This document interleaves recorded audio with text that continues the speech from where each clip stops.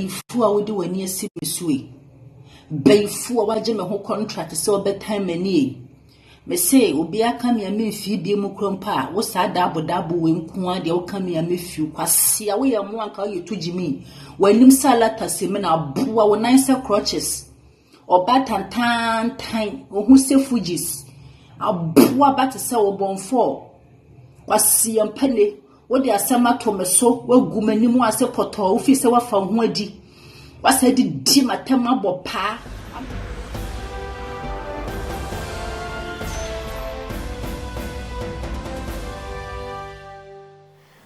Akaba embracing the cash TV so media me just so abrewana na ya santo sexy GH and couple what I see so and then edika we share and now what you can message so be subscribe what like na feel share do comments so aka ho de amame some ne de ebiebegum de dika edi hwe edi tie and yesemu de ebrewo Joyce Boache waba mane bi de amammo na Gucci Sarah so na ma me delay what in semiatum wanting a chum so pebble mundia so miss and so want to set na ba na mo and it say wa me here didn't see walk asan and there if you have a comment sent you baby mo e de am me twa me ho ba say ya twen me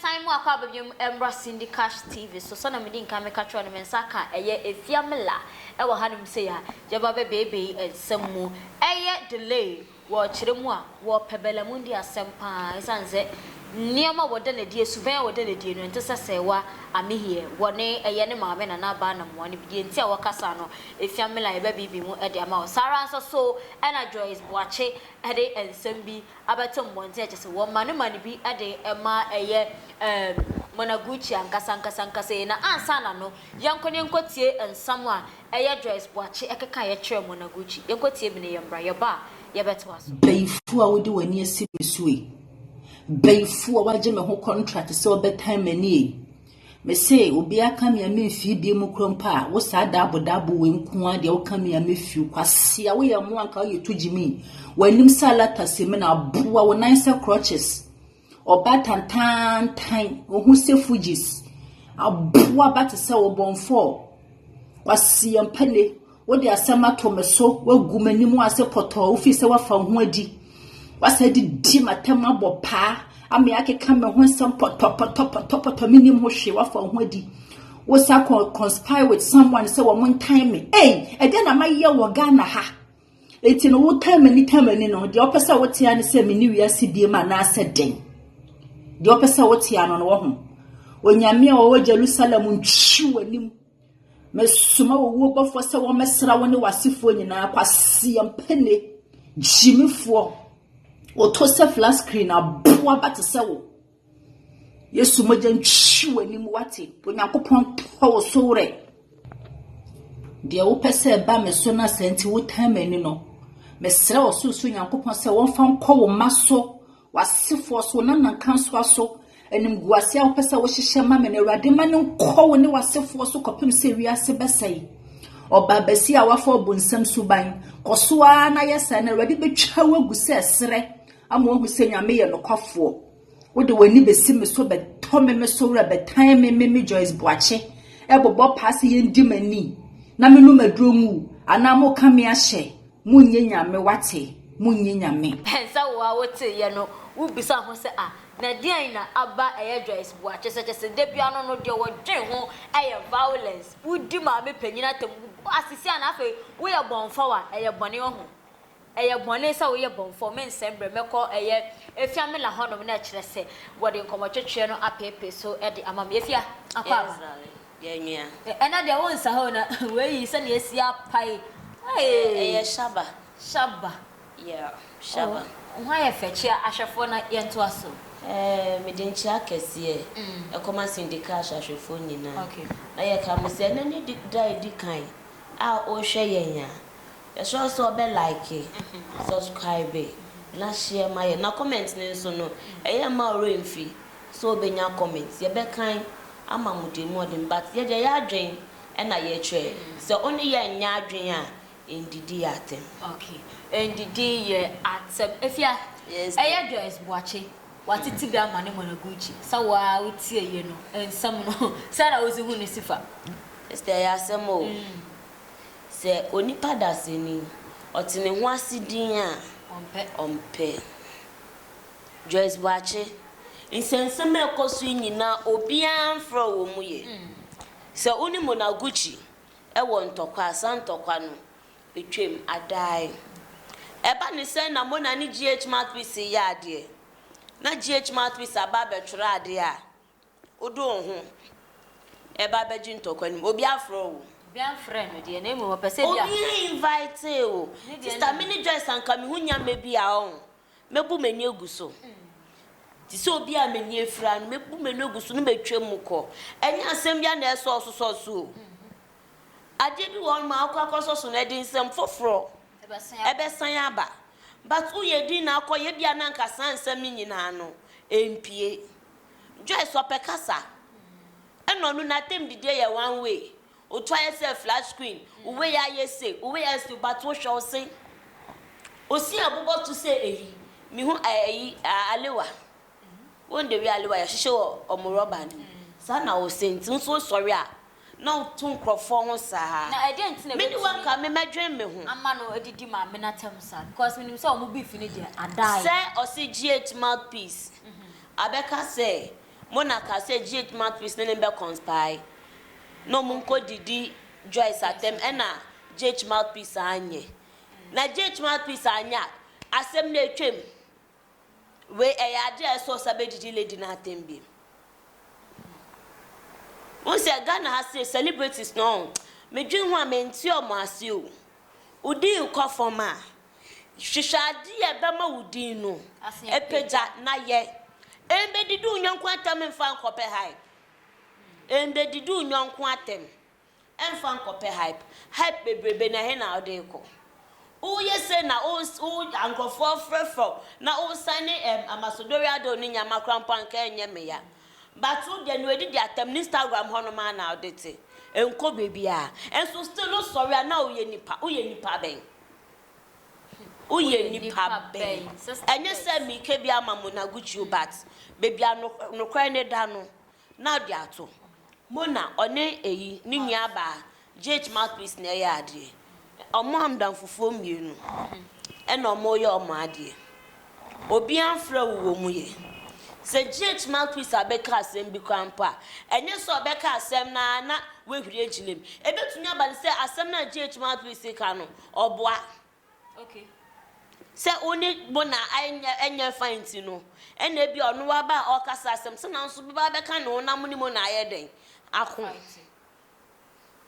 But uti asem bia na bibia eso otubanya uti ya no ye kukukukukukuku na akwa se obegina no odidi atem GH Mouthpiece nso akwa comment wase eno mo sire eyankwase asem we mu nyina ya sorry ya from celebrities o Ghana I nkrofo show mo esuon mo ese sa industry ni mu no omo sorry no omo kate ni amebi minister for culture art any sa win mark okrekumante when I was sorry because it's about time I did mrabi eto hono yes honestly it's very bad I too much oh when you say me so na me bedidi me nya celebrity we atema me ba begidin me nya hype me yes me ba bedani ni party bint no obi a sorry person fa ne nyonku bi anim entwetwe from sa keke but enya fine ebi asa nipa enye celebrity no obe oye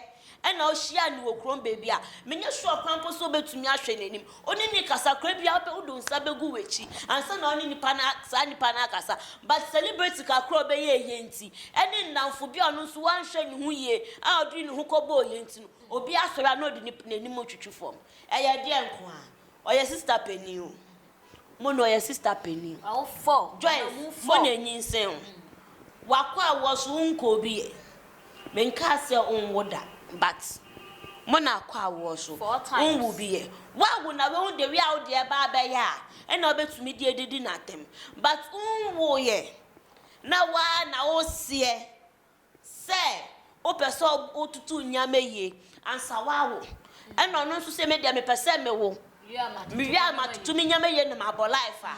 O ha me sen. Ewiase we mesno bia ne na adwen odinam. Esno bia ne na adwen. A odinam ena esno de wi anyame bo obia. Se onbra. Obia e wo fie. Ebia esno de wi ayetete o de ye different. Mona de ye different. Sister unso de ye different. Mimi de ye different. Ebia wo dress atem didie. Enye de tete o. Ebia no obi ne yamfa san tete no. Denti pa na so betina ho. No did ono patem didie o. No there because obi penimu. Come on. There what's our Cindy cash mun kra baba we. Dia wa be di na tem no. Madam. Me kamechra nya asem ketwa. To me be di na tama se aha ye we na nyame bi on mensisi aka wase but nkofo bi ho ehhinti no. So kana nkofo bebi a ofri ni bebi a oko. Na o de ye di Joyce Boache ne edidatam ni nyina to ntwen a eyese wo ba utumi so nyanko ba kwasia friend so in to your flash screen sa kind of words we so wadam for ba so krasefo okay enko an dey sa ade no obi a ye tete ni won krankrom anani ebie a osi onim de will never do this okay obegina bedwam edidu nyanko ba atem oye kwasia wo nso eya no mo ye mesere omo ye mesere se o wie nso ane ne bekwa kohia wo bebi o se ade ne ewiase na twa no se ena mo nyina industry ba ko mu na mo enti ade ane ne bekwa kohia wo bebi obetumi ahwe nenim utumi hwe nenim ebi ana nipa na one ne nam ne krampo no one ne ye fi ne we hu na sister mo de ni o no gina ona we nim atwa o untumi mbenef se didi atem bia odidi ni nti ebi ana sa embre ni mu krampo no imbo bi won ma ohia sa nipa no ene betumi de sa moa no aboa nanso edidi atem bia odidi ni nti no oba cross gewe kra me ba beboa ne krampo no me koye kire onyam no obedidi matementi menye dey menye sa nyama na so mo hwe no mo jayo just watch ase mi kra ka wo efa ho sen wo de na efa ho sen Saday, ewiase ho. Uye bibia so odwe ho. Ansa na sa Joyce Boache oni ne landlady osa ne land wan. Enya asama sister. Sami chemu kwa Joyce asami nya do. O rent aso. Bra na betua ene ndua boy ko twi ko breman. Eni nkosua. Mami abrewa no otse na konwemu no. Otam nkosua ni se no wato abon. Otam no wato abon. Enti wo hwa we ebesi ni ye. We show our way a best you and some say we did chover casasa na for cry baba be yan titini yo ye titini ya on kadia ho ye no ma eno and fan ni parenting be free me fan ni parenting be mo but won say onipa bi ya titini ye no o ya ade a odwen ho na me kire say wo kasa o man titini ye na say wo di parent ni be ko bo ho no ma parent na ye de o be ye biara en say ye ni suni ni ne ban ya tini o ye kurasi ni no ye ono na wo yesa parent kurasi ni e no ye ye frɛ no na dwen ye adwuma nka de o ye no nye ye free Joyce Boache e ho no na ye nkopie ma wo delay akache wo kire mu a wo pabele mu di asampa yie esan se won tisa na na ba na moa ene se wa meheli kire wadwen wo sa comment na delay make wo pa kire se eya asemo delay di asembe ba di asembe ba no no so nansi one eyi na ba na moa yesi we si me your interview we si me nko yes afidi also pe eyi bela mundi asem say na na ba na mo ani delay eyi se wa mehia me si delay de be dia no no ai eye di na we hunti na so pe na asem but osi ope na asem a se ewiaso obi anu obi a ope na asem eni obi anu obi ohwe na odisua na ade ebi anabela mundi wade bi woni ho oya eye delay fe enti na o say openasem ese se wa mehia ne na aba na mo so openasem si o mo anya bone tio ene die enya bone me pe bela mundi asem esan se wo mo nte se na aba na mo eno ni asem no o mo nte se ebia tie ebia ade o mo ye no papa ni saga ye betwe mu no ebia na bela mundi onye bi ebia na show off ni nyame bi omoye no onye bi won said delay onye show off Belamundi me hu se wa be show off da ebi asade aninti ene ma ne pegio na asem enye bibia but yes sisters in so de enani e di range ekire ekina ne di efie ekire ekina di iPhone 13 ekire den enye bibia okay because me kai say 11 Pro Max buy and na ba na mo de be kire 12 buy or 13 so I'm sure say betumi ayesa send your work. Lady no me hu ni sample da. Belamundi me hu ni sample da. And na hu say e bia ni say me ka say obi a wo de wi a ye tete no no. Obi a wo de wi a ye tete no. Ono no so hwa na obre ne ho ase. Yeah, very so. O ma ne ho so. But yes sister see aka de and obi di boy no say one so man ho so na ba na mo so she onim say ade bi wo ho no ma o ya obi be ka say nipa you do arrogant papa but ode na onim say sa ade na o ye no obi di sa we no atage o say we arrogant yes e bia ni so de ni iPhone 13 pe yi be kire ye ya efi odo e be ka yen say enye di ehia no no omo mpa di papa bi no omo ko no omo njai sa iPhone no mo de kire if you are the one to be an anything obi dey oni bi kire ya e ka ra na se na wo nyaka o so no to uber and wo yusuo na se na wo nyaka na uber iPhone 13 na wonim celebrities bebre wo krowe mu no odru obi fie no hwe na fie ne ye fa no egina we twa picture no abe posting tu hu abeka se he ne dia no ne dia mi chire waka pass o ya waka pass no hu fie no ya hu ye na wabegina we twa picture enti se delay ka so pe Belamundi asem odika na was she supposed to say that na ehu hia se wotumi ebodi sa okay no dia hu hia ka open nipa na asem san ma ni show trim oni ni hia o menua me pe wasem wo sen wade we bi se ni enti a o ye enti me bi atwa me enti na ma me pe wasem enti ade no ye no eye keep it up koso na ye enti wait nkayefoni di na abebobo ye o ye your time bi abo muntem yes enye fine esa we be ka se ase we ye ni breme ase we ye se but e bia na o wadwe na o de ka sa asem no enye sa na eti so ena black mentality bibini bia odwin ko echile o ondwin ko neni ye wo zoom ehu wadwe no se we na pese o kan ebi kra na enye sa na o kan but so far so be ka se we onye nyam be say nti no obedwan ko echile obe ka se edian kwate na o chere then na person ka chere me no adai sada bo if ya yembre nti bo bibia to fama ye na ye sorry so yes watching ntokwa na ye ko no enye wo ntokwa ye from wo ye jet mouth is a man that trust ade na kan ntokwa no mbe ta mi tuku natina baby atina no na mo hwe na wanu ambetra ni bie when so we sister penu enye sai celebrity industry ya ka wuntimi mbedidi na to maybe kwa na o hia na odi obuo bebi abesie bu nkotojo mpodi achia no no eno kwa mpo ye 10 marks sadia na mwe munja na mo ni obi nya asama na mo di ni fie ni nyama eba bedidi na 10 eya very bad incrasifo na ya sawo munsu mutie mu musi mwani ebi musi mwani ebi munja enye delay eye so be kan but me mum de ti abekan sa no bra na be chire mu se na be ya nkayefo na ugo omudi no omumfa adwen bi enso wo mu etirim ende ma me delay ye se bra na be chire mu odo wo de waka wasem trao na so ye won kofo a wo ka asam wo mutena so e breaking it down ede ma wo na se meaning papa pa wo mo de title ede ma mi ke so e bi kra na enchirase a wo de beba no enya sa na wo wadwene no patchere Sarah so and a Joyce Boache. It's about time obebu no what's na sama one wada ne jada petwa with the money amount for ebusia ha and a brother makwame ye de a yakasa ni nyina edi esi efiamela ɛna me nsa ka no ayɛ ne no ɛhwehwe nkomo akasa yie pa yie aseda ɛbɛkɔ ɛde ama ɛyɛ women of class ɛna afei so no